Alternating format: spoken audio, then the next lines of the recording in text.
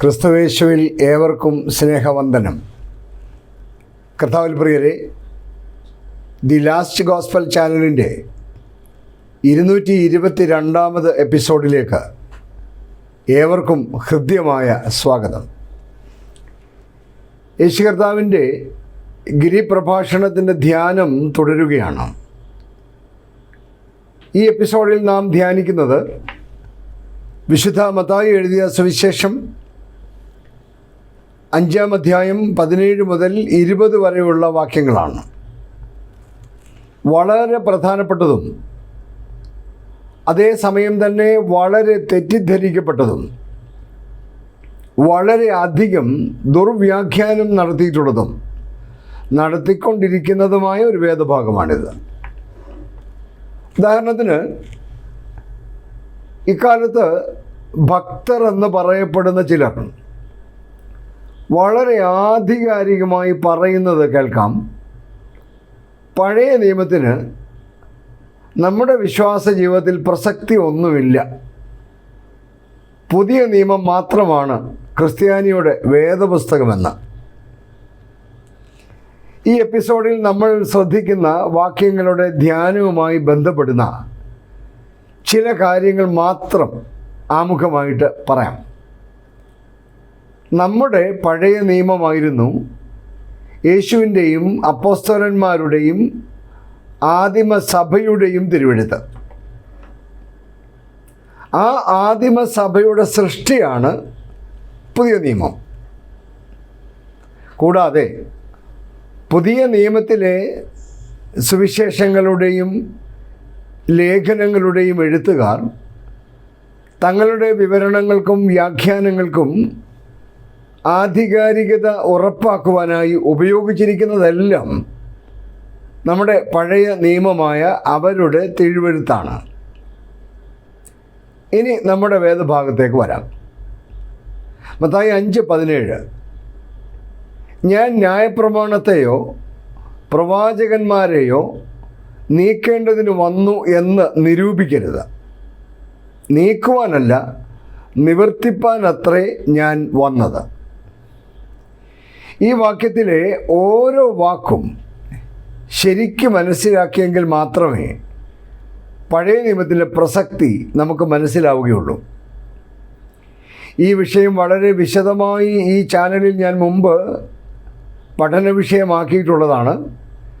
എന്നാൽ നമ്മുടെ ഇന്നത്തെ ധ്യാനത്തിന് ആധാരമായി വളരെ ചുരുക്കമായി ചില സൂചനകൾ മാത്രം നിങ്ങളുടെ ശ്രദ്ധയിൽ കൊണ്ടുവരാം. അതുകൊണ്ട് ഞാൻ പറഞ്ഞത്, ഈ വാക്യത്തിലെ ഓരോ വാക്കും ശരിക്കും നമ്മൾ മനസ്സിലാക്കിയെങ്കിൽ മാത്രമേ യേശു കർത്താവ് എന്താണ് പറയുന്നത് എന്ന് നമുക്ക് ശരിക്കും മനസ്സിലാവുകയുള്ളൂ. യഹൂദന്മാരുടെ തിരുവെഴുത്തിന്, അതായത് നമ്മുടെ പഴയ നിയമത്തിന്, അവർ പറയുന്ന പേര് ടനാഖ് എന്നാണ്. ആ വാക്കാണ് ഞാനിവിടെ എഴുതിയിരിക്കുന്നത്. ടനാഖ് എന്നാണ് അവരുടെ തിരുവെഴുത്തിന് അവർ നൽകിയിരിക്കുന്ന പേര്. ടനാഖ് എന്നത് തിരുവെഴുത്തിൻ്റെ 3 ഭാഗങ്ങളുടെ പേരുകളുടെ ചുരുക്കെഴുത്താണ്. യഹൂദന്മാർ 3 ഭാഗങ്ങളായി തിരിച്ചിരിക്കുന്നത് അവയ്ക്ക് അവർ നൽകിയിട്ടുള്ള പ്രാധാന്യം അനുസരിച്ചാണ്. അതായത് അവരുടെ തിരുവെഴുത്തിനെ അവർ 3 ഭാഗമായിട്ട് തരം തിരിച്ചിരിക്കുന്നത് അവയ്ക്ക് നൽകുന്ന പ്രാധാന്യം അനുസരിച്ചാണ്. അത് ശ്രദ്ധിച്ചാൽ, ആദ്യ ഭാഗം മോശ എഴുതിയത് എന്ന് കരുതപ്പെടുന്ന തോറയാണ്.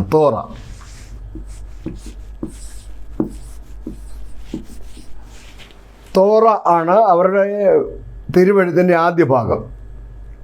തോറ എന്ന വാക്കിൻ്റെ ആദ്യ അക്ഷരമാണ് ടനാക്കിലെ ടി എന്ന് പറയുന്നത്. തോറയുടെ മലയാള പരിഭാഷയാണ് ന്യായപ്രമാണം എന്ന വാക്ക്. യേശു പറയുന്ന വാക്യത്തിലെ ന്യായപ്രമാണം ഈ തോറയാണ്. 2-ാം ഭാഗം പ്രവചന പുസ്തകങ്ങളാണ്. അവയുടെ പേര് നെബീം എന്നാണ്.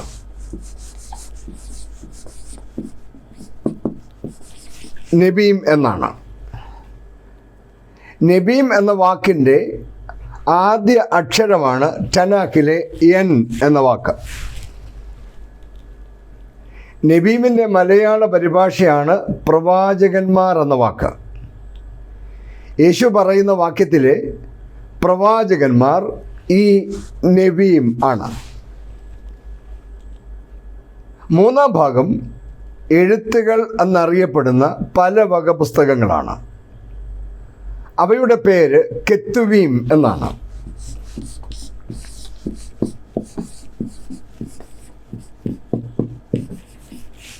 കെത്തുവീം എന്നാണ്. കെത്തുവീം എന്ന വാക്കിൻ്റെ ആദ്യ അക്ഷരമാണ് ടനാക്കിലെ കെ. അതുകൊണ്ട് ഈ തോറ, നെബീം, കെത്തുവീം എന്ന തിരുവെഴുത്തിൻ്റെ 3 ഭാഗങ്ങളുടെ ചുരുക്കെഴുത്താണ് ടനാക്ക്, TNK എന്ന ഈ വാക്ക്. അപ്പോൾ കെത്തുവീം എന്ന വാക്കിൻ്റെ മലയാള പരിഭാഷയാണ് തിരുവെഴുത്തുകൾ എന്ന് പുതിയ നിയമത്തിൽ ഉപയോഗിച്ചിരിക്കുന്ന വാക്ക്. ഇനി യേശു പറയുന്ന വാചകത്തിൻ്റെ അർത്ഥം ശരിക്കും ഒന്ന് ശ്രദ്ധിച്ച് നോക്കിക്കേ. ഞാൻ ന്യായപ്രമാണത്തെയോ, അതായത് തോറായെയോ, പ്രവാചകന്മാരെയോ, അതായത് നെബീമിനെയോ നീക്കേണ്ടതിന് വന്നു എന്ന് നിരൂപിക്കരുത്. നീക്കുവാനല്ല, നിവർത്തിപ്പാനത്രേ ഞാൻ വന്നത്.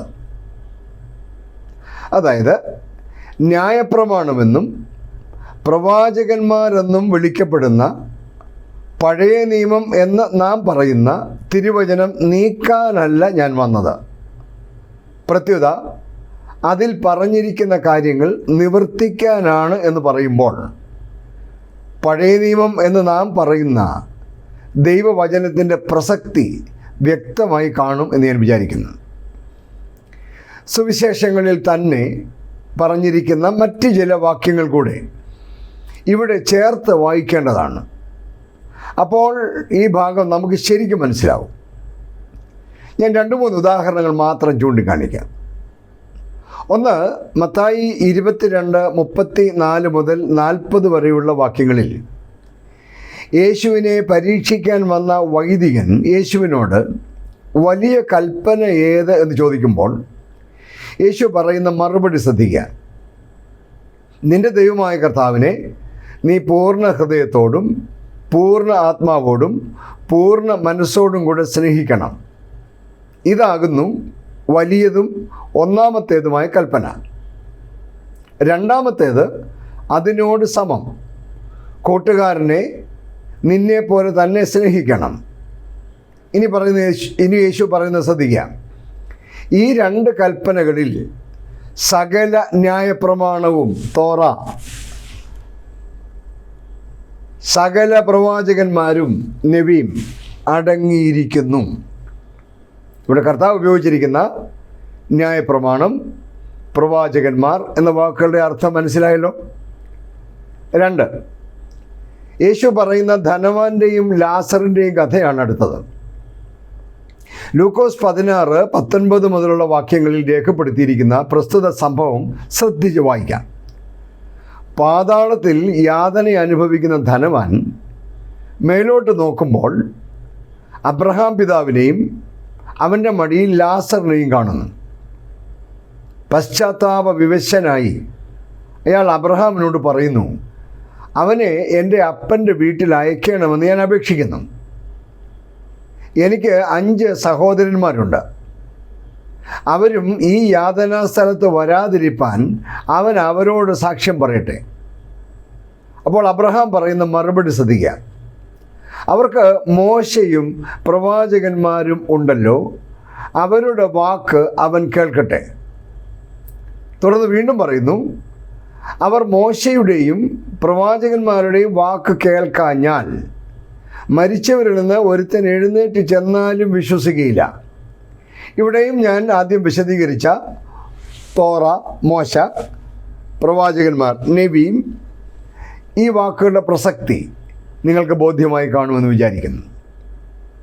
മൂന്നാമത്, ഉയർത്തെഴുന്നേറ്റ യേശു എമ്മൗസിലേക്ക് പോയ ശിഷ്യന്മാരോടൊപ്പം നടന്ന് തിരുവെഴുത്ത് വിശദീകരിച്ചു കൊടുക്കുന്ന സംഭവം ലൂക്കോസ് 24 രേഖപ്പെടുത്തിയിട്ടുണ്ട്. വാക്യം 27. മോശെ തുടങ്ങി സകല പ്രവാചകന്മാരിൽ നിന്നും എല്ലാ തിരുവെഴുത്തുകളിലും തന്നെക്കുറിച്ചുള്ളത് അവർക്ക് വ്യാഖ്യാനിച്ചു കൊടുത്തു. അതിൻ്റെ അനുഭവം 32 വാക്യത്തിൽ രേഖപ്പെടുത്തിയിട്ടുണ്ട്.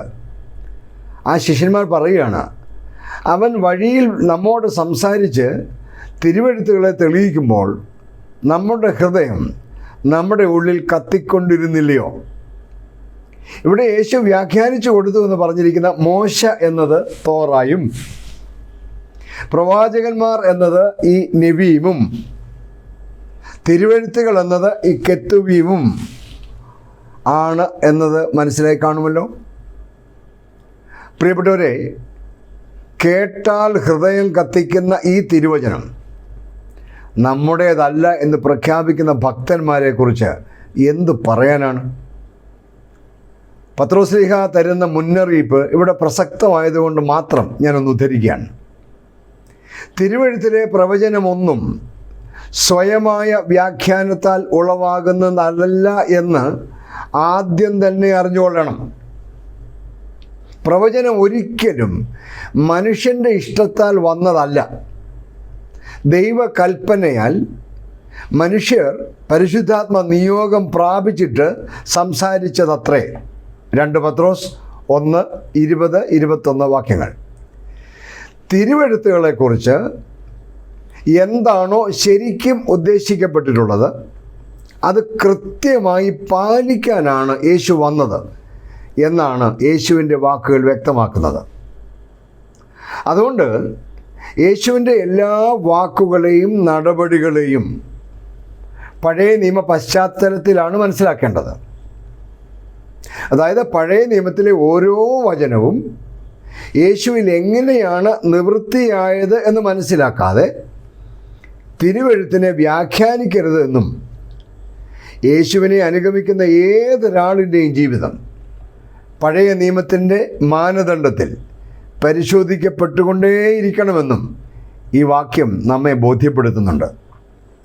അതുകൊണ്ടാണ് പൗലോസ് അപ്പോസ്തലൻ തിമോഥെയോസിന് എഴുതുമ്പോൾ പറഞ്ഞിരിക്കുന്നത്, എല്ലാ തിരുവെഴുത്തും ദൈവശ്വാസീയമാകയാൽ ദൈവത്തിൻ്റെ മനുഷ്യൻ സകല സൽപ്രവൃത്തിക്കും വക പ്രാപിച്ച് തികഞ്ഞവനാകേണ്ടതിന് ഉപദേശത്തിനും ശാസനത്തിനും ഗുണീകരണത്തിനും നീതിയിലെ അഭ്യാസത്തിനും പ്രയോജനമുള്ളതാകുന്നു. 2 തിമോഥെയോസ് 3:16-17. നമ്മുടെ ധ്യാന വേദഭാഗത്ത് യേശു തുടർന്ന് പറയുന്നത് ശ്രദ്ധിക്കുക. വാക്യം 18. സത്യമായിട്ട് ഞാൻ നിങ്ങളോട് പറയുന്നു, ആകാശവും ഭൂമിയും ഒഴിഞ്ഞു പോകും വരെ സകലവും നിവൃത്തിയാകുവോളം ന്യായപ്രമാണത്തിൽ നിന്ന് ഒരു വള്ളിയെങ്കിലും പുള്ളിയെങ്കിലും ഒരു നാളും ഒഴിഞ്ഞു പോകുകയില്ല. തിരുസഭയുടെ ആദ്യ അംഗങ്ങളായ ശിഷ്യന്മാർ യേശുവിൽ ആകൃഷ്ടരായി അവനോടൊപ്പം സഞ്ചരിക്കുമ്പോഴും അവർ യഹൂദ മതമര്യാദകളെല്ലാം കൃത്യമായി അനുഷ്ഠിച്ചിരുന്നവരാണ് എന്ന് കാണാം. അവർ മാത്രമല്ല, യേശുവും അത് കൃത്യമായി അനുഷ്ഠിച്ചിരുന്ന ആളാണ്. അവർ കൃത്യമായി ആരാധനകളിൽ സംബന്ധിക്കുകയും പഴയ നിയമം എന്ന് നാം വിളിക്കുന്ന തിരുവെഴുത്ത് കൃത്യമായി പഠിപ്പിക്കുകയും ചെയ്തുകൊണ്ടേയിരുന്നു. അവർ സുവിശേഷം പ്രസംഗിച്ചതും പ്രധാനമായും സിനഗോഗുകളിലാണ്.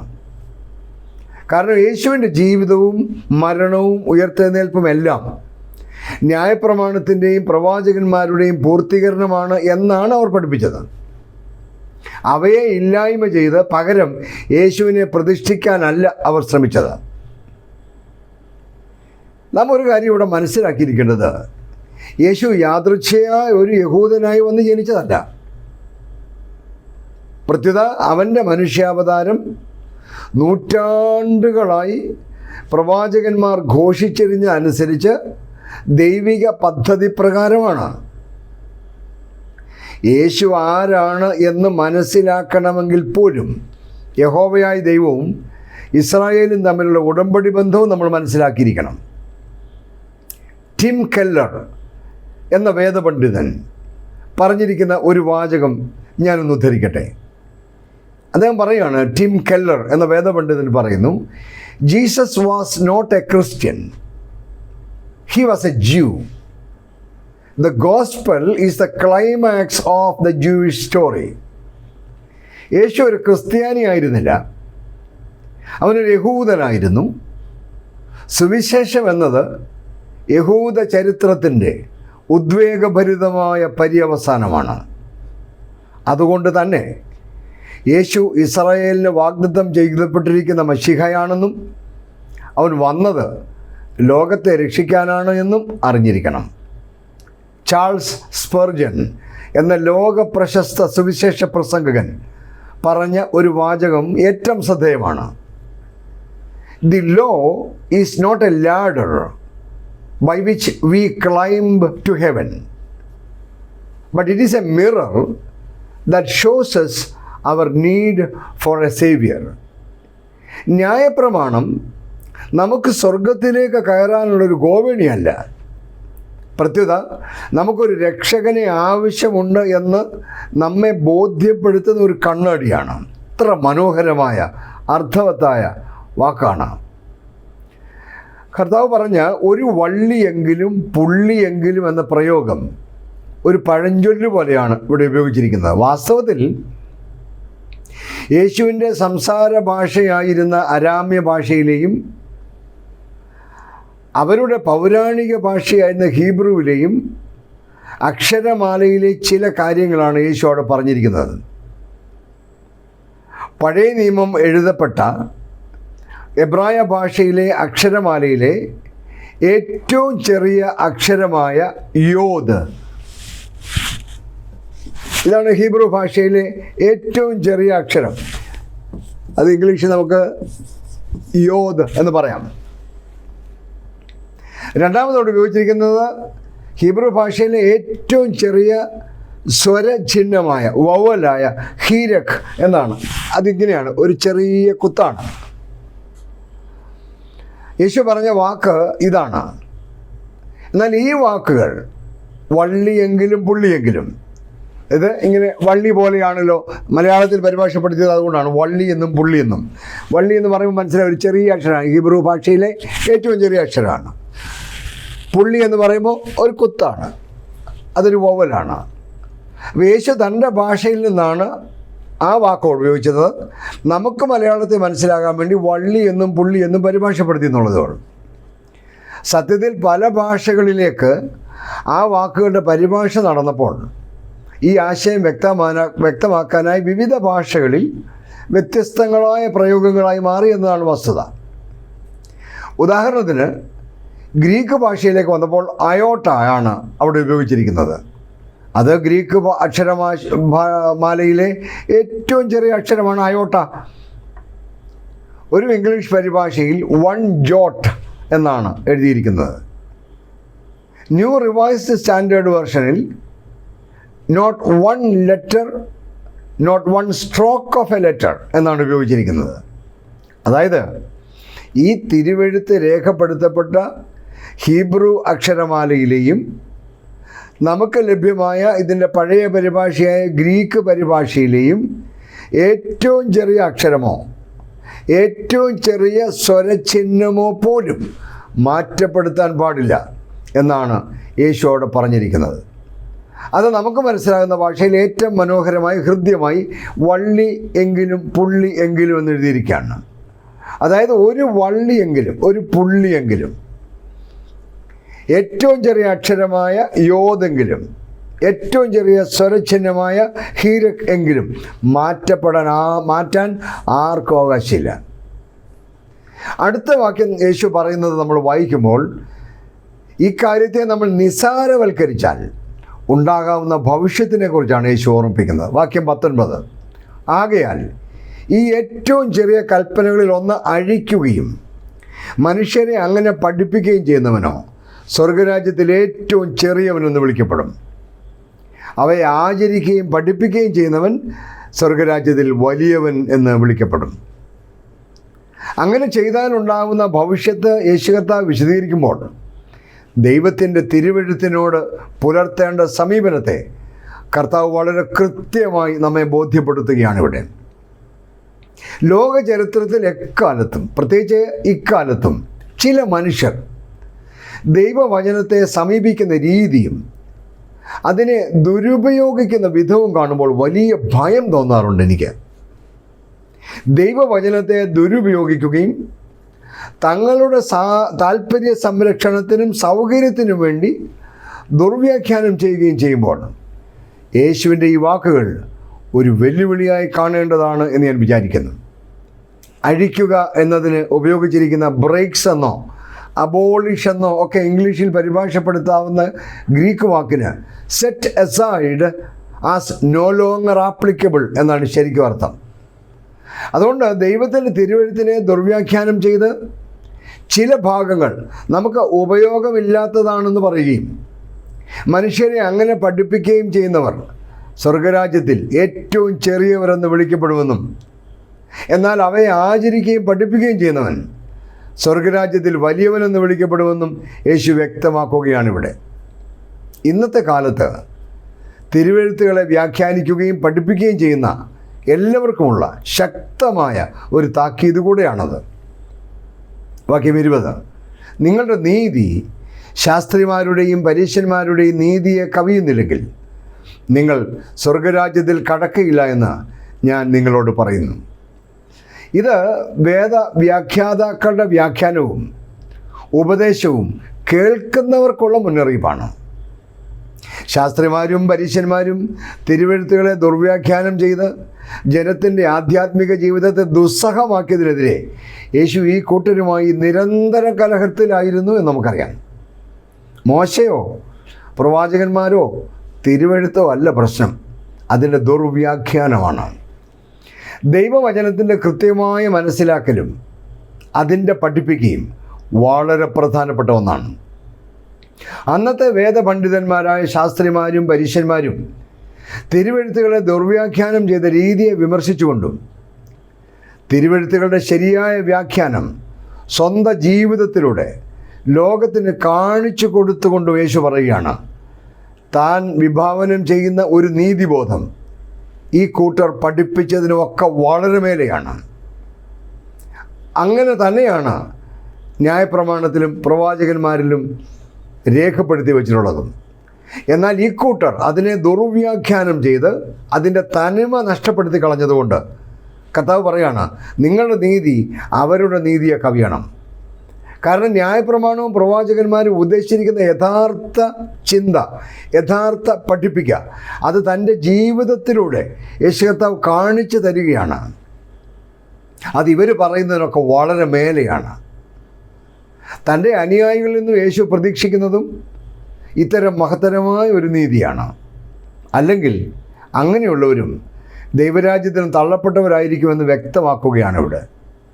അക്കാലത്ത് മാത്രമല്ല കേട്ടോ, ക്രൈസ്തവ സഭയുടെ ചരിത്രത്തിലുടനീളം തിരുവെഴുത്തുകളെ കോട്ടി മാറ്റി വ്യാഖ്യാനിക്കുന്ന ഒരുപാട് വേദവിപരീതികളെ നാം കണ്ടിട്ടുണ്ട്. എക്കാലത്തും പരിണിതപ്രജ്ഞരായ ദൈവമക്കൾ അതിനെതിരെ ശക്തമായി പ്രതികരിച്ചിട്ടുമുണ്ട്. ഈ എപ്പിസോഡ് പ്രസിദ്ധീകരിക്കുന്ന സമയവും വളരെ പ്രസക്തമായ ഒന്നാണ്. കാരണം ഇത്തരം ദുരുപദേശങ്ങൾക്കെതിരെ സഭ അതിശക്തമായി പ്രതികരിച്ച് വിളിച്ചുകൂട്ടിയ നിഖ്യ സുനഹദോസിൻ്റെ 1700-ാം വാർഷികം ലോകം മുഴുവൻ അനുസ്മരിക്കുന്ന സമയമാണിത്. അന്നത്തെ വേദപണ്ഡിതന്മാരായ ശാസ്ത്രിമാരും പരീശന്മാരും തിരുവെഴുത്തുകളെ ദുർവ്യാഖ്യാനം ചെയ്ത രീതിയെ വിമർശിച്ചുകൊണ്ട് അവരുടെ വ്യാഖ്യാനങ്ങളുടെ വിരോധാഭാസം അഥവാ വൈപരീത്യം ഉദാഹരണ സഹിതം യേശു ചൂണ്ടിക്കാണിക്കുന്നുണ്ട് തുടർന്നുള്ള വാക്യങ്ങളിൽ. അവ നമുക്ക് അടുത്ത എപ്പിസോഡിൽ ധ്യാനിക്കാം. Thank you. God bless you all. P Thomas അച്ഛൻ.